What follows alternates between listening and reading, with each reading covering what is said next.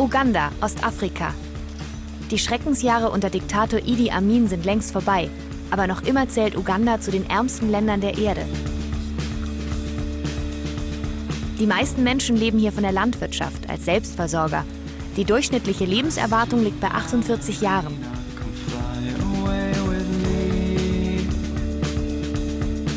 Das heißt aber nicht, dass die Menschen hier unglücklich sind. Uganda besitzt ein vorteilhaftes Klima, weitgehend politische Stabilität und stetes Wirtschaftswachstum. Also die besten Voraussetzungen dafür, dass unser Projekt ein Erfolg wird. Das Projekt mit den Ziegen.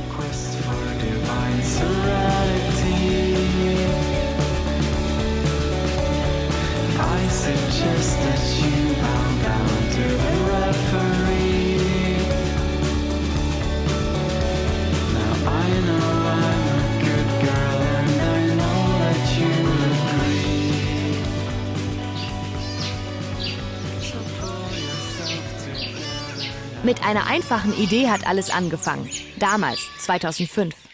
Wir wollten trächtige Ziegen an bedürftige Familien verschenken. Natürlich nicht einfach so und natürlich nicht ohne Grund, aber der Reihe nach. Durch die Ziege wird den Familien ermöglicht, eine eigene Ziegenzucht aufzubauen. Dafür tun sie sich mit ihren Nachbarn zusammen, die ebenfalls eine Ziege vom Projekt bekommen haben. Das stärkt nicht nur den Zusammenhalt in der Gemeinschaft, sondern ermöglicht in erster Linie auch ein Einkommen, von dem die Projektfamilien Medikamente und Schulgebühren bezahlen können. Und damit die Ziegenzucht auch gelingt, nehmen wir die Familien an die Hand und zeigen ihnen ein Jahr lang viele nützliche Dinge, die sie in ihrem Leben gebrauchen können.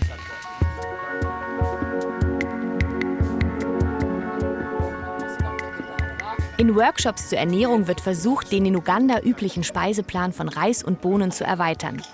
Tipps zur Hygiene und zur Malaria-Vorbeugung stehen ebenso auf dem Programm wie moderne Techniken in der Landwirtschaft. Und natürlich geht es auch darum, wie man nachhaltig mit einer Ziege umgeht. Denn schließlich sollen die Familien nach dem Jahr der Workshops eine geschenkt bekommen. Es gibt Sachen zur Ernährung und zur Hygiene, was einfach wichtige Grundlagen sind, wo man mit relativ wenig Aufwand schon viel erreichen kann, weil man einfach die Krankheiten schon im Keim ersticken kann und verhindern kann. Und das Ziel ist es jetzt eben, diese Workshops noch weiter auszubauen. Wir wollen versuchen, eine Art Basic Health Worker in jeder Familiengruppe auszubilden, um einfach noch ein bisschen mehr Gesundheitsvorsorge in den Familien direkt zu schaffen, ohne da gleich einen Arzt zu brauchen. Und da kann man eben mit wenig Geld schon richtig viel erreichen. Give a Goat ist die Schwesterorganisation von Schenke eine Ziege, die sich vor Ort in Uganda um das Projekt kümmert. Für knifflige Herausforderungen kommen bei Bedarf auch Experten dazu. We have got the architecture, we have got the surveyor, we have an engineer who have come to help us and an economist to help us improve on the management, to help us improve on the planning, so that we put things in order to be able to make our plan a success. Mittelfristig ist es unser Ziel, das Give a Goat-Team in Uganda so zu stärken, dass das Projekt auf eigenen Beinen stehen kann. Hilfe zur Selbsthilfe, Schritt für Schritt. Und dass es vorwärts geht, spricht sich herum. I just tell people about the project we have, because we have learned much more which we didn't know before we entered the project. Even those members who started as negative respondents have now applied, to an extent that we now have a problem of who to enroll and who is not to be enrolled, because everybody would wish to become a member.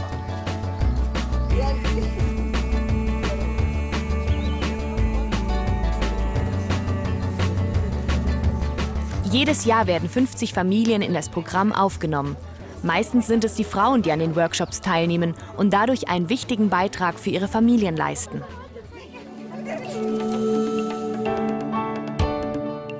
I'm very happy to be a member, and all the women are happy, especially in my group. Most of them have got the goats. Especially me, I was given a goat, then the goat has given 4 young ones, and I'm very, very happy. Heute ist Noras großer Tag. Vor gut einem Jahr ist sie in das Programm eingestiegen. Seitdem hat sie Dutzende Workshops besucht und sich rege mit den Projekthelfern und den anderen Familien ausgetauscht. Sie soll die erste reine Milchziege halten, die bis zu 4 Liter Milch pro Tag geben wird. Und die kann Noras Familie gut gebrauchen. What is very special about this goat is that we are giving out to a special beneficiary who has a distinguished problem because he's HIV positive, and we feel this goat will help her and her family, the young ones, to get milk out of it because it is a milk goat.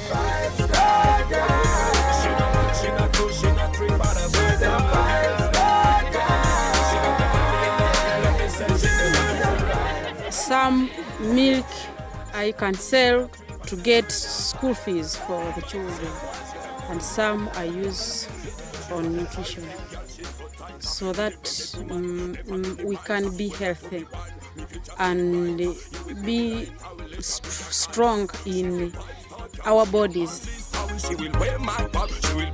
Also als wir diese Familien besucht haben, war so das, was wir eben fast überall in jedem Haushalt quasi festgestellt haben, dass die ein Problem haben mit verschiedenen Mangelerscheinungen. Eben, ja. Vor allem eben dieser Eiweißmangel, also die Kinder mit den Wasserbäuchen, diese Proteinmangelerscheinungen. Haben uns überlegt, gut, wie kann man dem entgegenwirken, eben durch tierisches Eiweiß. Und dann haben wir uns verschiedene Tiere überlegt und sind dann eben auf die Ziege gekommen. Den Ziegen geht es prächtig in Uganda. Überhaupt gelten sie in Afrika als Symbol für Weisheit und Wohlstand.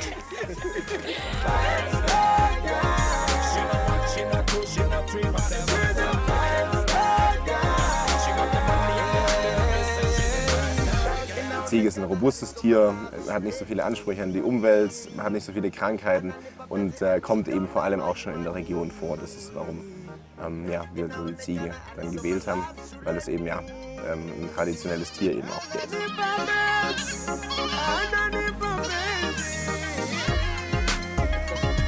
Gerade wird versucht, die einheimischen Ziegen, die etwas weniger Milch geben, dafür aber sehr robust sind, mit den exotischeren Milchziegen zu kreuzen. Kein ganz leichtes Unterfangen, aber wenn es gelingt, werden die Ziegen noch mehr Milch geben und dabei ebenso robust sein wie die heimischen Ziegen.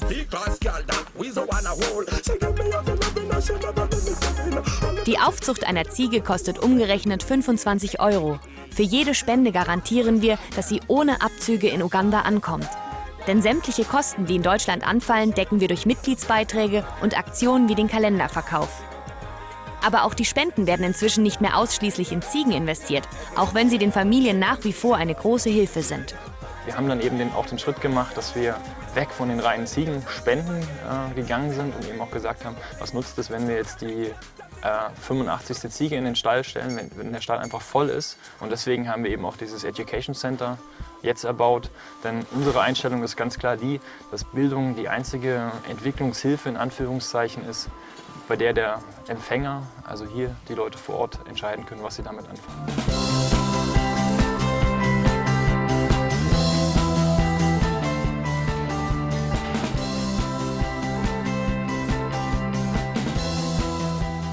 These students study 7 days in a week. They study 4 subjects, that is mathematics, English, social studies and science. A subject like science is also divided into agriculture, physical education. All these are branches of science and so they are also studied. Who can tell me that one in words? Yes? 0.345. Very nice. Let us clap hands for him. 50 Schüler kommen bereits jetzt schon täglich an die projekteigene Schule, um hier ihren Abschluss zu machen. Die Lehrer und Schulmitarbeiter sind mit viel Herzblut dabei und arbeiten teilweise sogar ehrenamtlich. Eine geringe Schulgebühr wird dennoch erhoben. Wie überall gilt auch hier, was nichts kostet, ist auch nichts wert. Erst dadurch, dass die Familien Geld für die Schulbildung ihrer Kinder aufbringen müssen, sorgen sie dafür, dass die Schüler auch jeden Tag zum Unterricht kommen. This school teaches us very well. We eat lunch and we play football.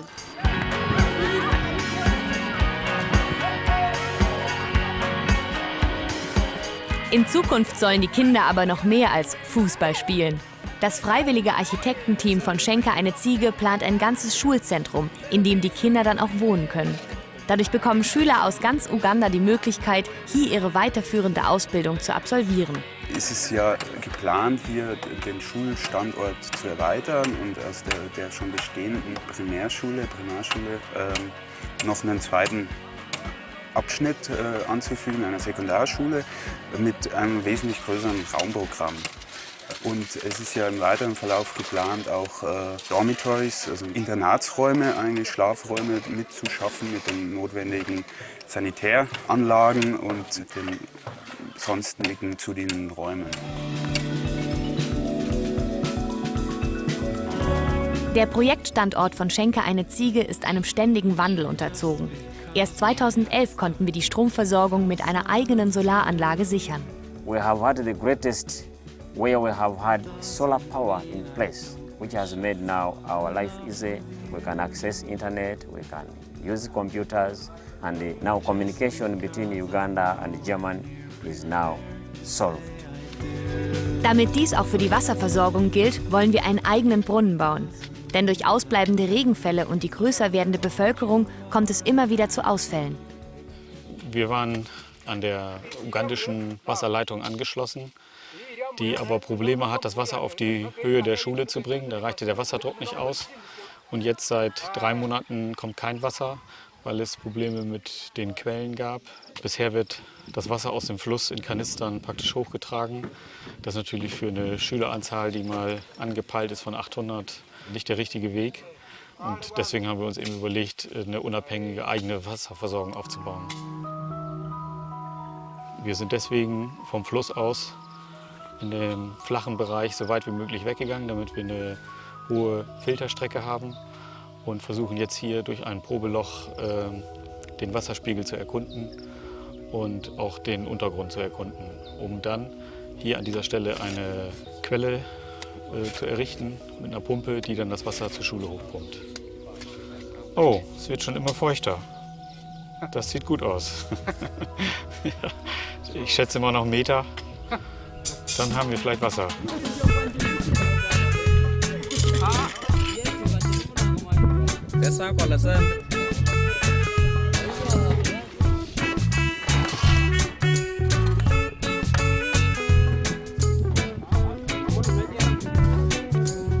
Es wird mit sehr viel Handarbeit gearbeitet. Mit einfachsten Bauwerkzeugen werden die Wände hochgezogen, wird auch gemauert. Die Dachkonstruktionen werden mit dem, was wirklich vorhanden ist, einigen Holzbalken und Latten, doch sehr, sehr eindrucksvoll konstruiert.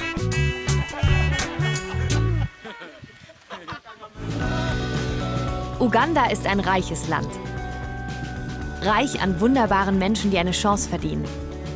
Aber auch reich an einer unglaublich vielfältigen Natur, die man hier in ihrer ursprünglichsten Form erleben kann.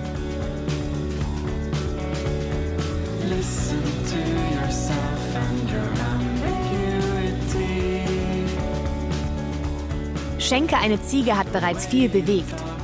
Aber wir haben uns für die Zukunft noch viel mehr vorgenommen. Für das Schulzentrum brauchen wir jede Unterstützung, die wir bekommen können. Und natürlich wollen wir noch viel mehr Projektfamilien aufnehmen und ihnen mit einer Ziege den ersten Schritt in ein besseres Leben ermöglichen.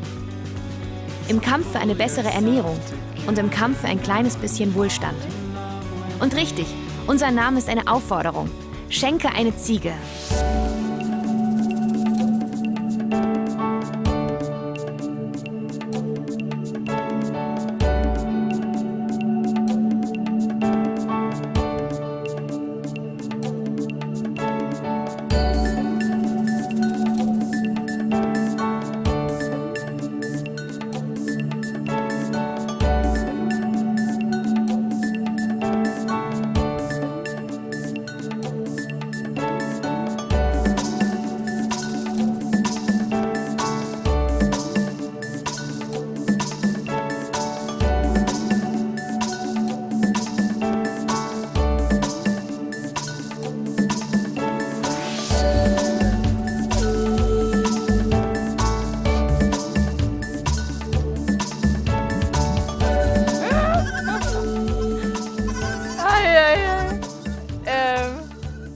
The exam was somehow simple but difficult. Auf der anderen Seite, wie war die Frage noch? Und go. So, hier auf der linken Seite. Ja, also das ist so das Schulgebäude.